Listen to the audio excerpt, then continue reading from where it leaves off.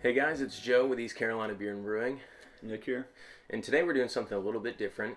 We got lucky, and when we were at Tapped the other night to do our beer review, our NC Beer of the Week review, we saw that they still had some of the Goose Island Bourbon County brand stouts in stock. So we jumped on it, got a couple bottles. We got the 2020 version and the 2019 version, so that way we could do a little bit of a vertical tasting to see how it tastes from year to year variation. Yeah, so we can probably start with the newest edition, the 2020 here. This was barreled last year, so it's got a year of development already. It might be nice to start with this, and then we'll move on to the older one to see how they compare. So without further ado, we can probably go ahead and get this uncapped here. Yeah, and just no, surprisingly, they still had some in stock, but they also had the special number 4 and then the fog, I believe, versions of this. So a little bit different variations. Just little notes off the bottle here. So I have the 2019 version in my hand. Goose Island recommends that you enjoy in a snifter. We got a couple of snifters, tulip glass style here. They've been in the fridge, but they've been out for about 15-20 minutes to warm up a little bit. I think with this beer, definitely, if it gets a little bit warmer, it'll start to release a little bit more flavor, so you can start to detect some nuances. So it'll be interesting to see how it develops when it's cold and then starts to warm up. Yeah, this is a nice touch here to add this style of beer where it actually can be developed in the bottle for up to 5 years if you're interested in, buying a couple of these and storing them and seeing how they change over time. This is my first crack at this style, so I'm actually pretty curious to see how it tastes. Yeah, I've never had one of these either, so interested to see how it is. So first looking at it, it is dark. Dark black, like used motor oil almost. Yeah. It's pretty viscous too. It's leaving a lot of coating on the side of the glass when I'm shaking it around here, and definitely really no head at all. No, not even from pouring at all. I don't know if you guys can see this. Yeah. But agitation kind of gets a little bit of a wisp, but it's almost immediately dissipating. So, curious to see if it will taste very carbonated or maybe kind of flat, but oh, what are you getting on the nose? I'm definitely getting some like caramel notes. Definitely that like dark roasty malt, but like a caramel sweetness. That's kind of my initial aromas right now. Yeah, I feel like I'm getting a little bit of vanilla. Yeah. Almost like from that bourbon barrel kind of stuff, and some alcoholic notes too, definitely. Yeah, and yeah, what's the ABV on this? It's actually 14.6%, so it's a little heavier than the most beers you're gonna find. But that's not a stranger to the barrel aged styles. They actually, they pick up a lot of alcohol in that style. Yeah. I'm gonna go in and give it a taste.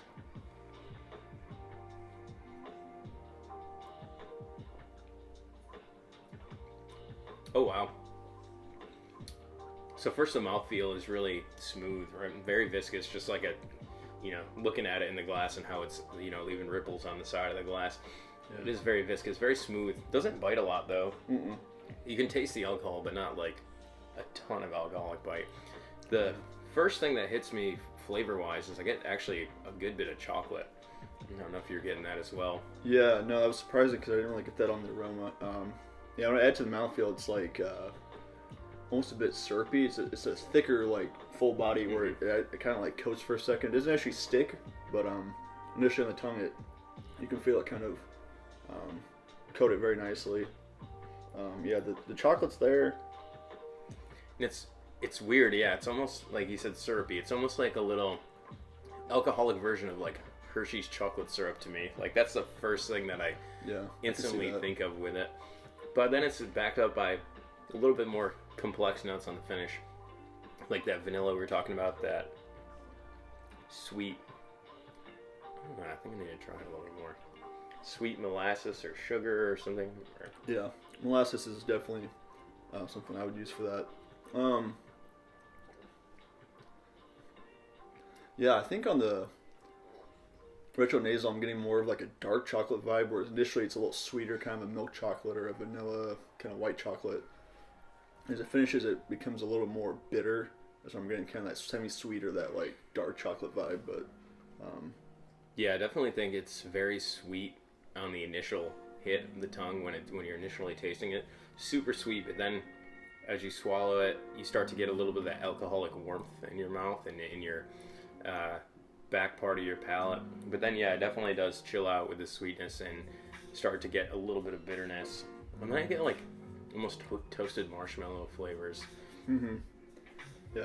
Well, and then to that note, I think this is something I could easily, bring out to a campfire on a chilly night. It's a little bit cold here today, so yeah, it's actually the recipe for a night like this where, got the chills, need a blanket, just get a warm beer like this. It'll warm you up with the flavor profile and also just the way that it's a little bit heavier. The ABV, it kind of warms you up as you drink it. Yeah, definitely is warming. That's it's always interesting when you get these really heavy alcoholic beers and they have, you get the initial hit with it and then you start to get the warmth as you drink it more and it kind of travels down your throat. Very interesting feeling. Super stark contrast, obviously, to something like I had earlier tonight when I busted open the Advent calendar and had the Helles. Yeah. It's completely different. It's crazy when you can call these two different things beers. This is definitely one thick boy. 2 C's. Yeah, 2 C's, yeah. And I might have to retract my earlier statement about it not really sticking because I'm actually getting that coating around my my gums and on the tongue now from a few more sips of it. So, definitely very viscous, which I think is kind of nice for a style because I think it'll allow the flavors to really set in and permeate and everything. Definitely. I don't know if I still don't it's hard to tell this is 14%.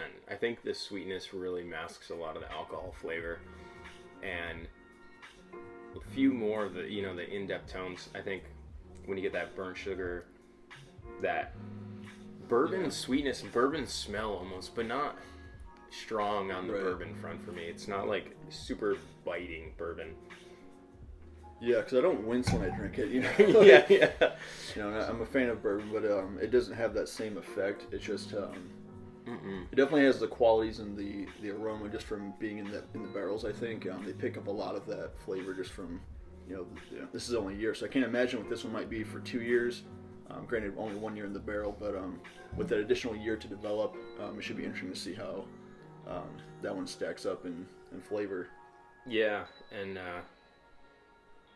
I don't remember what I was going to say now. But I just thinking, taking a look at the bottle. The bottle's telling us that it's got intense aromas, charred oak, vanilla, caramel, and smoke. Which I don't really pick up a ton of smoke, and I feel like usually when they're smoking beers, it's like hit you in the face. But I think this is definitely more of a subtle note. And I don't know if it's because the beer's kind of cold still, if it hasn't had a chance to warm up. Yeah. So I might warm in my hand a little bit, see how we get from here. Nice about this glass is really apt for letting it warm in your hands as you can kind of cup it more easily. I would agree though to the char note. The charred wood from the barrels can definitely be attributed to the taste right now. But I think that really goes well with the sweetness. Coming from the vanilla and the chocolate and the molasses. Even that kind of like burnt sugar you were talking about, I think really goes well, and it's offset from being too sweet by being really roasty and like that kind of char, but it's not like overwhelmingly smoky or not a lot of alcohol as we've discussed. It actually goes down pretty smooth and it's pretty enjoyable. So yeah, it's definitely a smoother sipper than I thought it was going to be. I thought it was going to be really intense, but it's kind of a slow sipper where you just want to take small sips, enjoy each one. But it's definitely not hard to drink by any means. No, definitely not. I mean, we've poured about half the bottle between the two glasses here, and it's something you would want to savor. But we'll probably finish these off, and we can go ahead and crack open the other bottle, see if we see any similarities, any differences, and we'll be back to discuss those shortly. All right, so we're back. We've got some clean glasses. They're all rinsed out. Hashtag stain gang from the last beer. Yeah. But and clean palates. Clean palates, yes. Rinsed with some water just to make sure we didn't have any confounding taste bud activation. But now it's time to move on to the 2019. So this means it's been chilling for 2 years now. 1 year in a bourbon barrel and then 1 year in this bottle. So let's bust it open. Right.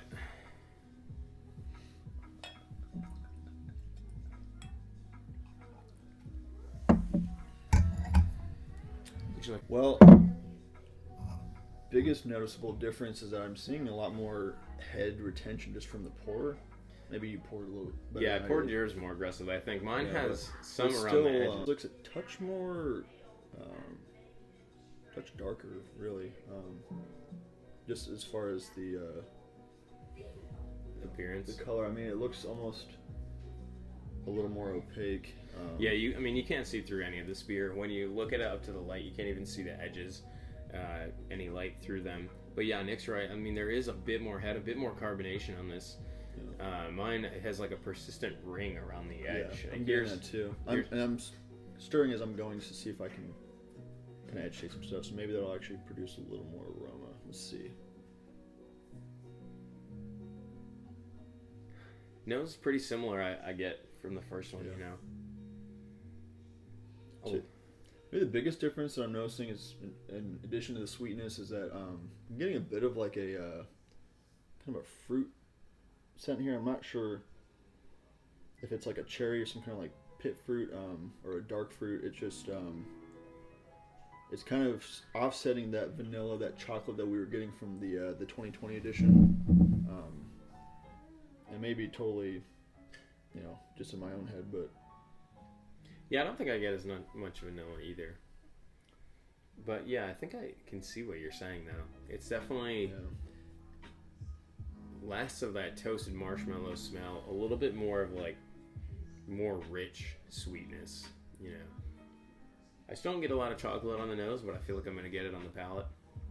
But yeah, it's almost more like a fruity, like a dark cherry, maraschino cherry, almost kind of a... Yeah. That's pretty accurate. Yeah, it's I mean, not like a sweet kind of bean cherry. It's more of that the dark kind of like in the cocktail glass with the that kind of more robust cherry. Yeah, definitely different flavor profile. I think I actually like the aged better.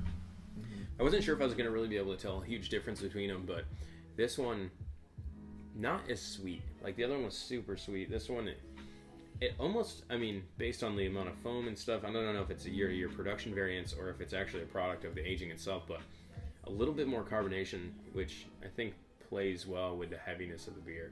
Yeah. Maybe a touch more drying, too, on the mouth. Mm-hmm. Yeah, and not as mouth coating. It doesn't feel as viscous as the previous bottle did.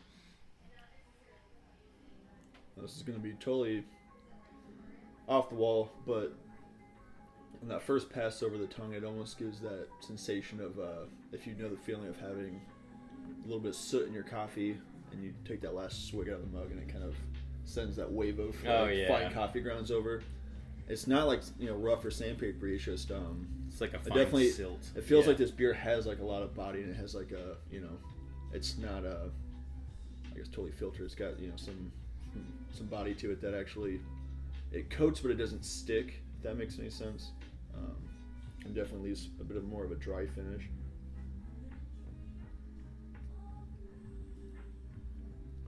Yeah, this is definitely more of a fruity sweetness compared to like the last one, which was really heavy on like molasses, burnt sugar, marshmallowy, kind of a super chocolate. I made the reference to the Hershey's chocolate syrup, but that's basically, it was like liquid sweetness. This one is still very sweet forward, but not as pronounced as the last one.